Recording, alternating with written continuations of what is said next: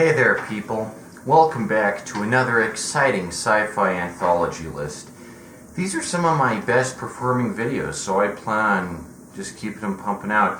If you like this, then check out my Outer Limits list, my Twilight Zone list. I got a bunch. I like revisiting old sci-fi anthologies and listing them and, saying worst to best, best to worst, whatever. Today we're going over a series that I think is just criminally underrated, that being the Ray Bradbury Theater. A lot of people will dismiss the Ray Bradbury Theater because every episode is just an adaptation of a story that already existed in another form, because the Ray Bradbury Theater is just Ray Bradbury's TV project where he just adapts some of his short stories into, TV form, which I think it would be unfair to judge the Ray Bradbury Theater like that, because the Ray Bradbury Theater episodes feel very different from the stories. The stories are stuck in the 50s, and they're very golden age of science fiction, like, the pulp era,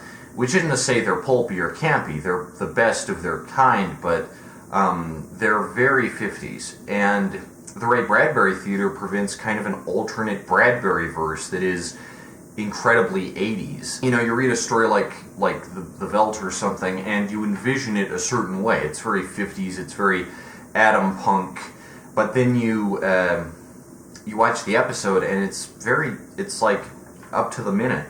And I think Bradbury's aesthetic really shifted between the 50s and the 80s, and this also works because his career had kind of a second, less well-remembered phase where he was kind of really respected in the 80s and later portion of his life as like the master of science fiction and fantasy. And so he put out some short story collections which are equally as good as his earlier work, like Driving Blind, but which are very different from those earlier short story collections like Illustrated Man and R.S. Rock and everything, because he kind of re-examines his earlier career in a cynical way. So I think that the Ray Bradbury Theater is a product of that kind of revisitation of these concepts and ideas, and I think it's just great. I think the Ray Bradbury Theater is really good. These are probably the best Ray Bradbury adaptations we'll ever get. Some of these are of the Martian Chronicles, but to date there has never been a complete adaptation of every single Martian Chronicle, which I find weird, because you'd think it'd be turned into a TV show. It's the perfect premise. It's like chronological, each story is its separate thing, and they're all cool, but it's never been done. For what it's worth, Ray Bradbury Theater has some Martian Chronicles. It has Mars is Heaven, it has The Martian is in there, but only one of them made it onto this list. I also like the Ray Bradbury Theater because it's one of the earliest anthology series I was introduced to. I had a VHS tape of Night Gallery, but tacked on to the end was one episode of the Ray Bradbury Theater. I'm not going to say which it was, I don't want to spoil it, but later in the video I'll say. But one episode of the Ray Bradbury Theater on that VHS tape sold me for life on the concept. And I never saw any episodes until years later, but for what it's worth, it's a well-made adaptation. Obviously, Ray Bradbury's at the helm, and you can't ask for a much more faithful adaptation than that. So without further ado, let's get into the top 10 Ray Bradbury Theater episodes. This is... At number 10, we have Gotcha. Gotcha is a weird episode. It crams two completely different stories into one episode, which is something none of the other episodes do. It crams the Laurel and Hardy love affair and Gotcha into one episode, which it calls Gotcha, even though these two stories deal with completely different characters. And I guess it's trying to kind of juxtapose the comedic aspects of the Laurel and Hardy story with the really scary aspects of Gotcha, but they're two different stories, so they feel kind of clunkily mashed together. But I think that's what I like about this episode, is that it has a really weird quality to it, and it's actually scary. This shit's nightmare fuel.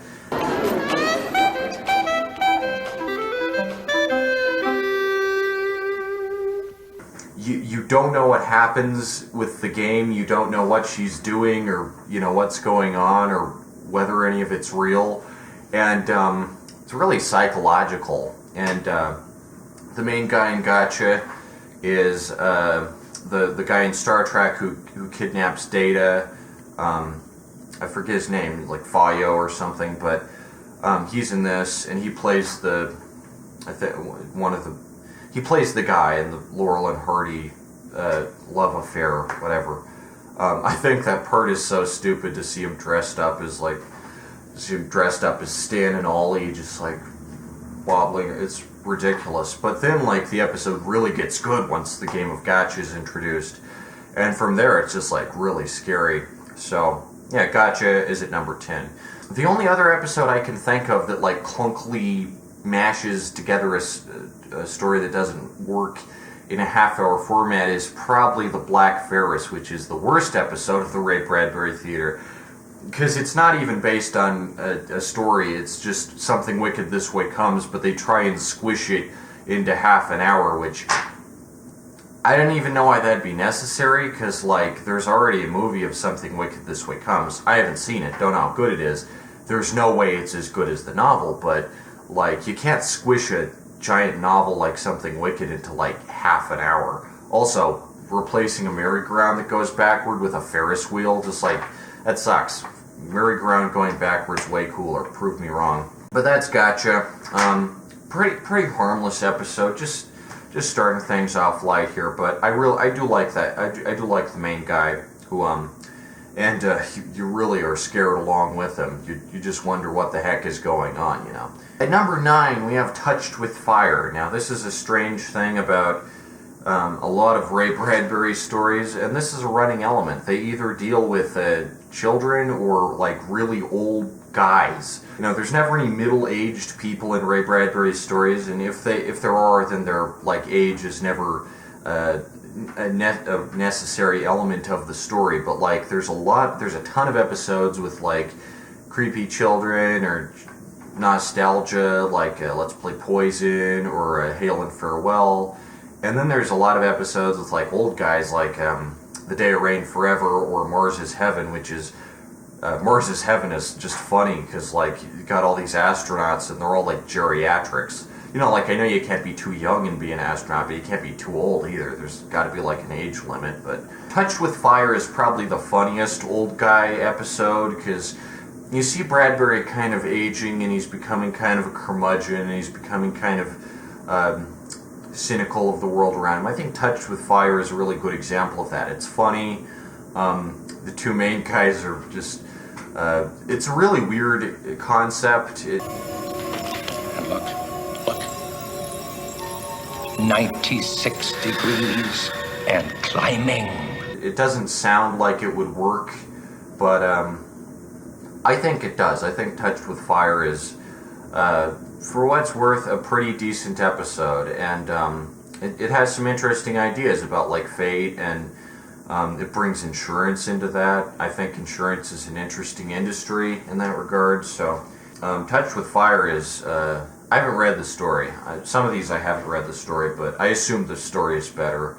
And maybe something is just lost in the translation to being a TV episode. And I find it strange that Ray Bradbury even has a TV show, considering like his one of his most popular books, Fahrenheit 451, just like dumps on TV. I guess he just realized that it had some potential. Who knows? Number 8, The Tombstone. Really great episode with Shelley Duvall. Shelley Duvall is such a great actress, and her career is so much more extensive than just The Shining. She's in Robert Altman's Three Women. She's in tons of stuff. And in The Tombstone, it's really creepy. First off, she brings the same type energy she has in The Shining, where she's like kind of frenetic and neurotic and kind of like insecure, I guess is the best way to describe her acting style. Hi. Is it okay if I cut some flowers? But The Tombstone, I mean, the guy who plays her husband just is not rememberable at all, but I mean, her performance is like top level. This is one of the better celebrity appearances that the Ray Bradbury Theater got, I think, because, I mean, Shelley Duvall, she's just fantastic. And the tombstone is really creepy. Man, just sleeping over dead people. That's such a creepy concept. Just really, really scary. The tombstone's great.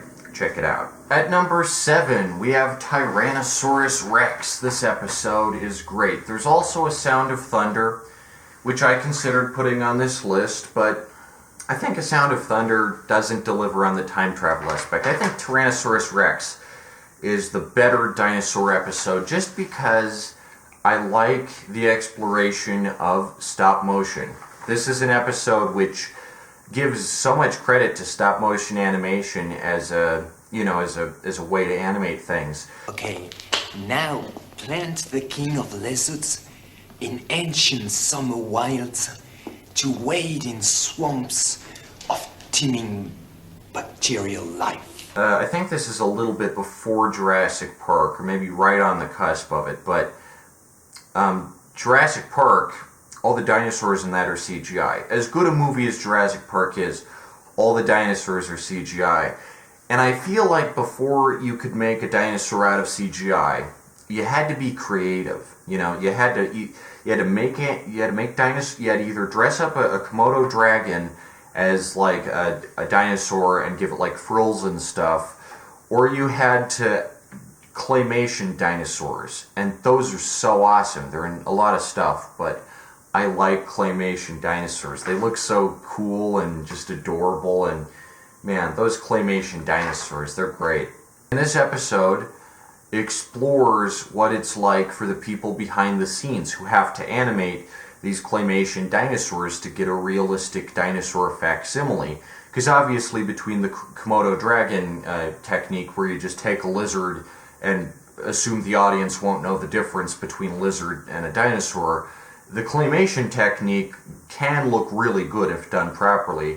And yeah, claymation dinosaurs are awesome. I wish more stuff explored them, because I mean, they're just a cool, you know, before Jurassic Park, you had to get creative, and the prehistoric stuff was just a bunch of clay. That's why Weird Al Yankovic's music video for Jurassic Park is claymation, because, you know, that's what dinosaurs used to be. So Tyrannosaurus Rex is fun.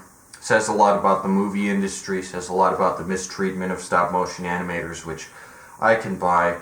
And it gives a fun little insight into how stop-motion works and stuff, which is fun. I'm sure that when this episode aired, a lot of people didn't know how stop-motion worked, so to see the magic happen in real time, that's fun. Tyrannosaurus Rex is kind of a swan song to the end of an era, because when Jurassic Park came around, that was kind of when dinosaurs stopped being as cool. At number 6, we have The Veldt. Man, oh man, is The Veldt just a fun story. I've read The Illustrated Man, my favorite story from The Illustrated Man. It's so sick and twisted and macabre. Just the story of these two kids who murder their parents using a freaking, like, I guess it's a hologram. It's a holodeck, basically. Ray Bradbury invented holodecks, and he just called them nurseries. That's so cool. The Veldt is, it's the earliest example I can think of like a holographic simulation in any story. Like I said, this episode feels very different from the story because it's in the 80s and the technology is much more 80s. It also really lacks the descriptive language and real subtlety that made the original Veldt just like such a terrifying idea. But for what's worth, I think the house looks great. The room looks really interesting. The effects they have where like they take a camera and film Africa and then they show the characters. It maintains continuity. I like that. They have to come up with a way to like show these characters in a scenario that is different from the house. Man, those lions, they just look so ferocious. They look like they're about to eat you up. Obviously a very faithful adaptation of Ray Bradbury's story, despite the aesthetic change. There's nothing really different in the there might be one or two details are changed. I think something with the friend character at the end, something about, maybe not. I mean, Ray Bradbury, this is how to do an adaptation right, because he has complete creative control over it. There are a lot of decent adaptations, like Usher 2. That's just Usher 2, the adaptation. It's just like the story. So it's fun to see how Ray Bradbury, kind of conceptualizes these things and then brings them big time. So yeah, The Veldt is really good. Out of all of Bradbury's classic stories, it sticks with you. It's really haunting and really creepy. Oh Lord, look at that whole pride. They just finished feeding. One thing that separates Bradbury from a lot of other writers is that he's a huge technophobe. He just hates technology. The episode The Murderer is really stupid because this guy just hates fax machines. And it's like the opposite of that episode of Twilight Zone with the guy who breaks his TV and his phone because he's a lunatic, and then he gets run over by the car because his technology gets pissed at him. It's like the opposite of that. The Murderer is oh yeah, it's fine to go around smashing everyone's cell phone and shitting on everyone's fax machine. It's come on. Nobody needs to hate fax machines this much. Compared to today's technology, like Siri and shit, fax machines look tame by comparison. So I might do a whole video about The Murderer because it's just such a ridiculous episode. It's funny, but The Veldt, I think, is a much more subtle example of Bradbury's technophobia in that it's about a technology which theoretically doesn't exist yet. It's kind of like video games, the old argument, oh, video games are addictive, don't let your kids play too many video games. Well, The Veldt's kind of like that. It's like these kids get wrapped up in this make-believe computer simulation reality, and they don't know how to distinguish between reality and fantasy, and they kill their parents because they're so obsessed with being in this African thing all the time, which, I wouldn't say The Veldt is racist, because it just says that in Africa there are lions, and they can eat you, which, yeah, there are lions, obviously, and they can eat you, so, the argument could be made that presenting Africa as this weird, foreign, scary place is racist or whatever, but, yeah, I wouldn't want to be out on the savannah.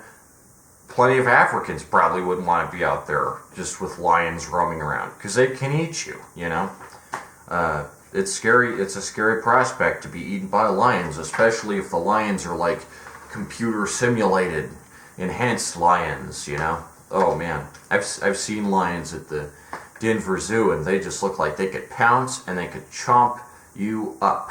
So, The Veldt, scary stuff. At 5, we have The Screaming Woman. I think I mentioned this in my E.T. review. One of the earliest roles of Drew Barrymore, a long ways before she was in Scream.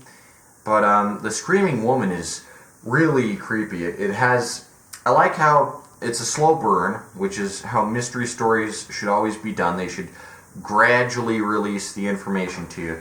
So The Screaming Woman follows young Drew Barrymore as she hears this lady screaming her head off under, in the middle of the forest, and she can't tell where the sound is coming from. And she realizes, oh my gosh, it's coming from, under the ground, which is just, to be buried alive. That's such a terrifying concept, but man, Ray Bradbury really delivers, and Drew Barrymore's performance in this is great. It's very interesting to see how she develops from E.T. to Scream, Charlie's Angels, and so on and so forth. Yeah, The Screaming Woman. And at the end of this, what I find is weird is that Drew Barrymore mentions the plot of Raise Giant Mushrooms in Your Cellar while she's walking away, just in passing conversation. And this episode was made before the Mushroom episode, so this seems to imply, A, that maybe Ray Bradbury thought he wouldn't be able to adapt that one, or it's hinting at an expanded Bradbury universe, which is cool to think about. obviously Bradbury's stories all do take place in a shared universe. There's a lot of evidence for that, and it's well known. I mean, all the Martian Chronicles are obviously in the same timeline. There's Greentown, which always is the same, and there's the dust returning October country thing, and you can easily stuff all these different concepts into like the same connected universe. So I just think it's interesting. I think this is the only episode that hints at the existence of like this connected, like, because Drew Barrymore's character is heard about the mushroom incident, but it's a completely different story. So that's just kind of interesting. But overall, The Screaming Woman's just a great episode. When Drew Barrymore is like in the murderer's house, and she's just like sitting there, and he's oblivious to that she knows, or you wonder like, does he know that she knows? Her voice is getting weaker. You certainly have a weird imagination. He killed his wife, or tried to kill his wife. It's implausible that someone could survive that long underground with like eating or drinking, but really creepy stuff, and it has a happy ending. So yeah, Screaming Woman is pretty gold from Ray Bradbury. At number 4, we have In the Moon Be Still As Bright. Like I said, there are some Martian Chronicles that this series adapts, but I think this is the best one. Because first off, it's got David Carradine, who is a really good actor, except in Kung Fu, which is racist as heck because he's playing an Asian character, and he's not Asian. But, in other stuff, he's pretty good, I have to admit. He completely sells the idea of this, like, new age, obsessed astronaut who, takes the Martians as like this indigenous culture. Obviously he had his whole kung fu tai chi phase where he's like selling all these like tai chi courses and stuff, and I don't know, kung fu is a stupid show and it's racist, but I don't know of any actor who could pull it off as like sincerely as David Carradine does, because he's not a phony. Like he really goes all in on this like, oh, indigenous people thing, and for the sake of the story, it's like really good, because that's what the story is about. It's about the conquest of the Martian people, the destruction of their culture by these callous earthlings who have no respect for it. That's what I think the entire Martian Chronicles are about when you get right down to it. Let me ask you a question. What would you do if you were a Martian and people came to your land and started tearing it up? You start with Rocket Summer, which is about the beginning of the end for an entire planet civilization, and then you get to the Million Year Picnic, and you're just like, this planet has changed so much since the beginning of the book that it's barely recognizable as the same place. So The Moon Be Still As Bright is between these, obviously.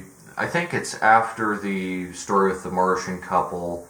I think it's after the Earthmen, or maybe it's before the Earthmen, but it deals with one of the subsequent trips to Mars undergone by these astronauts, and one of the astronauts goes completely batshit nuts and just tries to kill everyone else, but you don't feel sorry for them because they're trying to take over this planet, which, and like destroy the culture, and obviously it's an allegory for Native American stuff, and that's very obvious, it's kind of ham-fisted in there in a Martian story, but I like it. That's what, in my eyes, separates the Martian Chronicles from just like your average Mars story.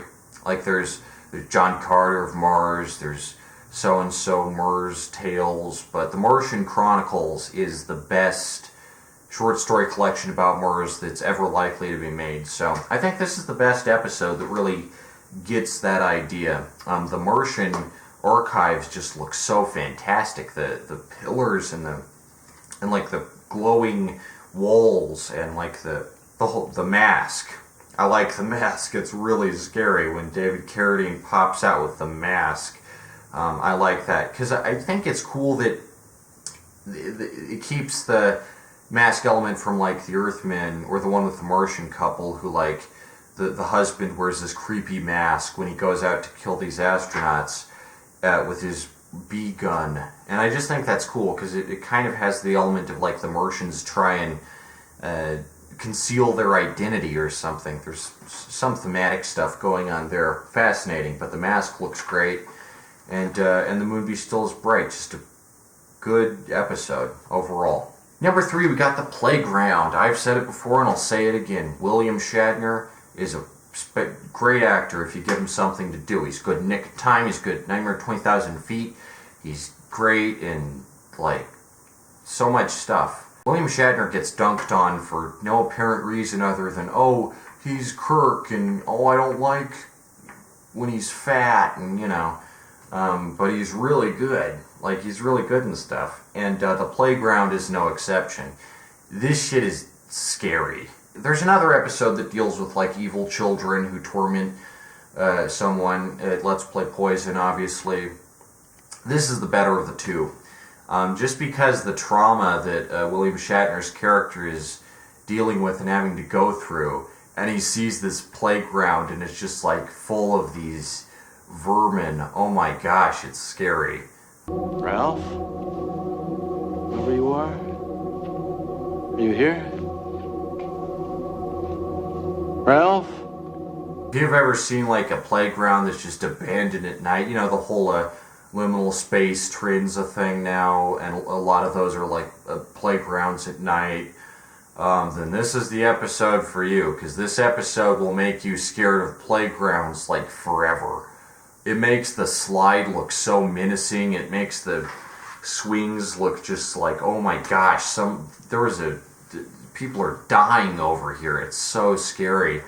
It's a great example of urban horror, which I don't see that much. There's Nomads with Pierce Brosnan. There's like The Jungle in the Twilight Zone. You know, making a city into something to be feared. You know, because when you're in a city, you don't think there's anything to be scared of because you're surrounded by buildings and stuff. But I think to make that scary is kind of a cool challenge that you can set on yourself, and the results can be fascinating. The Playground is fun. It's really scary. A lot of the early Ray Bradbury episodes, this is in season 1, they tend to be kind of like psychological thrillers almost. The same goes for The Crowd, which is a season 1 episode and is a really cool concept. Not on the list because I think The Playground just, oh my gosh, it's just so creepy. And William Shatner really delivers here. This is later Shatner at his best. Like, this is, and I can see why, you know, after Star Trek Generations, he kind of wanted to distance himself from Kirk because he has so much range that never really gets tapped into. He's in so many good things other than Star Trek. So yeah, The Playground, really creepy, really, really scary, really good stuff. At number 2, we have Boys Raise Giant Mushrooms in Your Cellar. This is one of the best Ray Bradbury stories and the second best Ray Bradbury theater episode. It is campy, it's fun, the premise is amazing, and Ray Bradbury completely sells it. I don't think fungal horror is done enough. It's done even less than plant horror. This might be the only story where mushrooms are brought up as a legitimate threat, which I think is a huge missed opportunity for science fiction in general. Because, I mean, mushrooms, you know, they reproduce with spores. They got all that mycelium under the ground. You know, they could take over people if they were alien mushrooms. I can buy that. If a guy eats some of those mushrooms, and he is the man or whatever that sends out the special mushrooms all over the world. Take over the world without firing a shot. So I think Raise Giant Mushrooms in Your Cellar is fantastic. I also like how, you know, the stylized title with the exclamation points. That's fun. And obviously this story is inspired by Ray Bradbury's experience ordering weird shit from mail order catalogs in his youth, so there's a lot of nostalgia to this story, but it's all about, you know, you never know what you're gonna get if you send in for the sea monkeys or the tiny little camera or the, like, you know, exploding cigarettes or whatever, you know, those print catalogs in the old comic books. I think that's great. It really goes all in on that, just the novelty and fun of getting something wacky in the mail, but oh no, it's alien mushrooms and they're trying to kill everybody or take everybody. It's kind of more of like an invasion of the body snatchers scenario. Also, the foreshadowing with the lady next door keeps spraying pesticide all over. That's really creepy.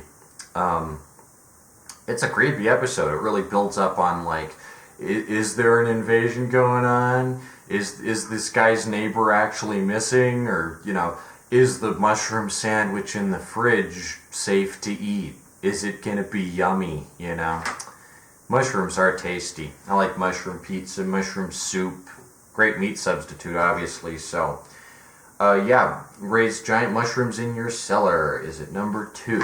Alright, episode number 1. Like I said, this is the episode that hooked me on the series to begin with. The Town Where No One Got Off. Saw it on VHS when I was really young, and to this day, it's what I think of when I think of this series, because it's so freaking good. It captures everything that Ray Bradbury stories are known for and should have, like the small town setting, the subtle hint of danger lurking in the darkness, and Jeff Goldblum. I can't get enough of the guy. This is one of his earlier roles before he's in Jurassic Park. When he was relatively unknown, and he gives such a fun performance in this one as he just banters with this old guy who might be a serial killer. It's so scary.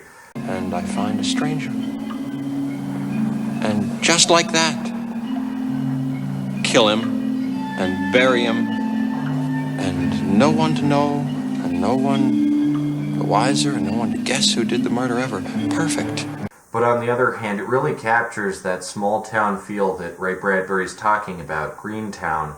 The town that looks innocent and harmless from the outside, but once you get in, you realize it's filled with all this eccentricism and occultism and weird shit on the inside. So, yeah, it captures the Illinois feel just like perfectly. Bradbury's home state. I've never even been there, but I mean, his stories are just so great that they make you feel like you're there. And The Town Where No One Got Off, really creepy stuff. I'm glad I got to see this on VHS, because, I mean, Jeff Goldblum is just phenomenal when he's walking around and everyone's being an asshole to him, which is something that, again, subverts the preconceived notion that this town is all nice and friendly, because, like, everyone hates him. He just can't get a break. It's just such a fun, it's just so good. He just gets off the train, he's like, I'm gonna start a new life here, just on a whim, He's so impulsive. And then he realizes, oh my gosh, small rural towns have really creepy stuff going on underneath the placid, surface of, like, bucolic Americana. So, I like that. The Town Where No One Got Off is definitely my favorite episode of Ray Bradbury Theater. Hands down. It's just amazing. It's so scary. When the old guy takes Jeff Goldblum down to his basement, he's like, you ever think about it? And Jeff Goldblum's like, yeah, I have thought about it. Oh my gosh, Jeff Goldblum's great. That's number 1. So that's my top 10 list of Ray Bradbury Theater episodes. If you liked it, then go ahead and tell me what your favorite is. They're all really good. It's an underrated show, and I think that's a shame, because Ray Bradbury's stories are just like something else. He set the boundary, he set the bar for what science fiction could be. Science fiction's potential as a genre, and of course, a lot of his stories really still just hold up. They're so captivating, I guess is the only way to describe it. You pick up a Ray Bradbury book and you're just reading through it and you can't stop because that's how entertaining it is. The guy's a legend, and I don't know how more people don't know about Ray Bradbury Theater. It's pretty good. I think maybe it's because it was kind of Canadian or something. He kind of worked with a Canadian studio. Obviously, Canadian shows are not going to be recognized that much in America, and they're not even going to be recognized like in Canada that much. So, I mean, that could be it. I just think they're really good adaptations of his stuff, and yeah, nothing much else needs to be said. If you like this video, then check out my other sci-fi lists. I go in depth. I can't get enough of sci-fi anthologies. They're a fun type of show. That's going to do it for this episode. Hope you enjoyed. Check out these episodes if you're interested, if I made them sound interesting. Hopefully I did. Sayonara, suckers.